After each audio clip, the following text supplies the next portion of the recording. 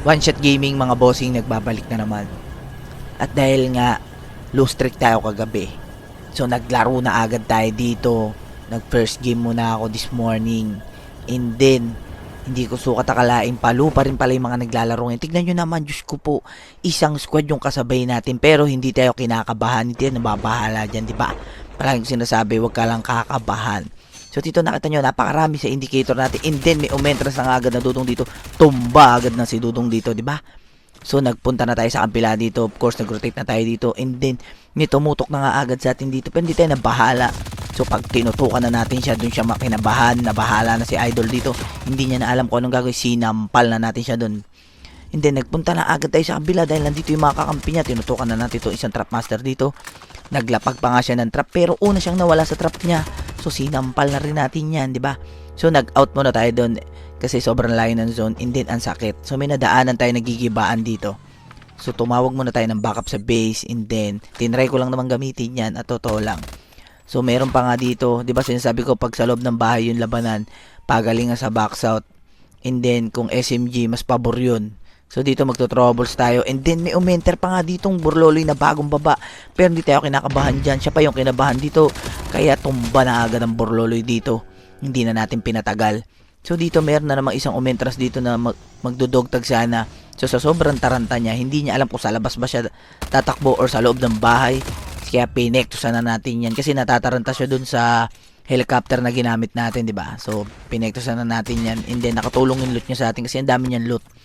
So meron pa nga isa dito na Dudong, natatakbo na sana, pero hindi na natin pababalikin yan.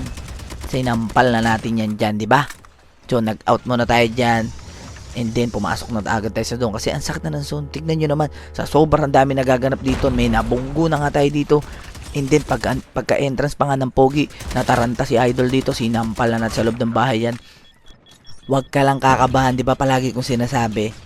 Of course, kinuha na natin yung Jack 12 niya. And then, sa dami na nagaganap dito, tignan nyo yung indicator natin, hindi nauubos ang kalaban. Tinutukan na natin yung Burloloy dito, pero hindi natin nadali. Of course, iprayo mo muna yung loot. Siyempre, di ba, maglo-loot ka muna. And then, pag akit pa nga natin dito sa second floor, may naka-one-tap na Burloloy dito. Hindi niya alam, si Santana sa nakasalubong niya, sinampal-sampal na natin siya dyan, di ba? So, umakit tayo sa bubong. And then, meron na naman dito sa loob yung last guy, kinakabahan. Kaya binigwasan na natin yan. Diba? Sabi ko sa inyo, pag sa loob ng bahay naka Jack 12 ka, pwede mo pang mabaliktad dyan. And then, meron pa nga isa dito mo lumapag. And then, may umentras dito. Hindi tumagal na 3 segundo. Tumba agad ang Dudong dun. Siyempre, tutuluyan muna natin yan. Palagi ko sinasabi, pagka alam nyo walang kasama, bigwasan nyo na yan. Diba? And then, of course, the last guy, kinakabahan. And then, tinayo na naman yung lintik na Ravager na yan. Tapos, napakapangit pa nga nung 117 na napulot natin. Hindi natin makita yung kalaban sa sobrang layo. Diyos ko po, kaya nainis tayo. Pinush na lang natin yan.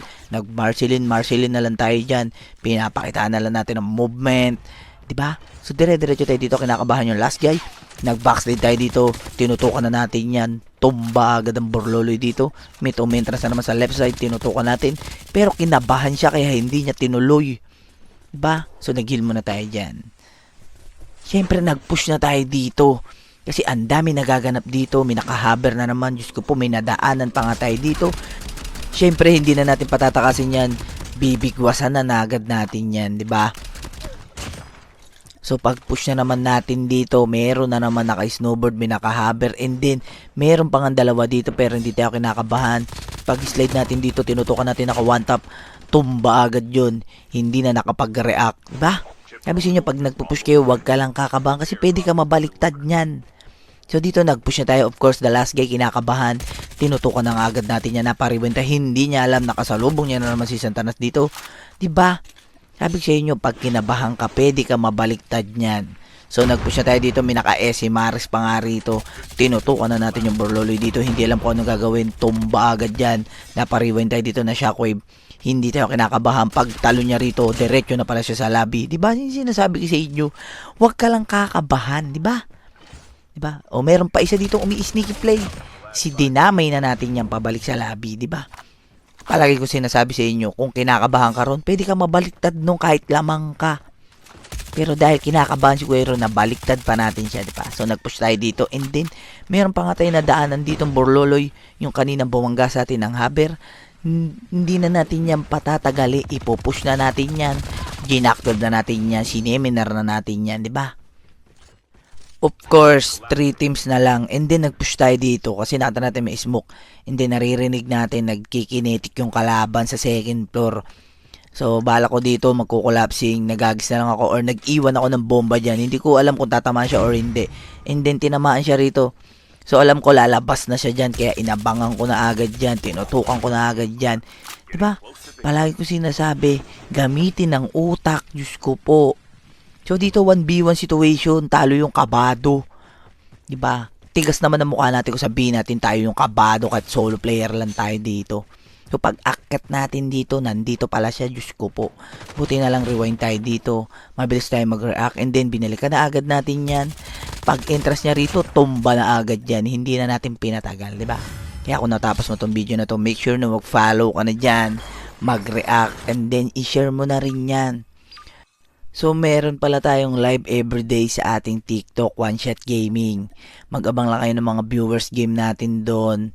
And then, i-follow nyo na rin. So, may YouTube channel din tayo, One Shot Gaming. Follow nyo na rin. Maraming salamat sa patuloy na mga sumusuporta. And then, kita-kits na lang tayo sa susunod na video, mga bossing.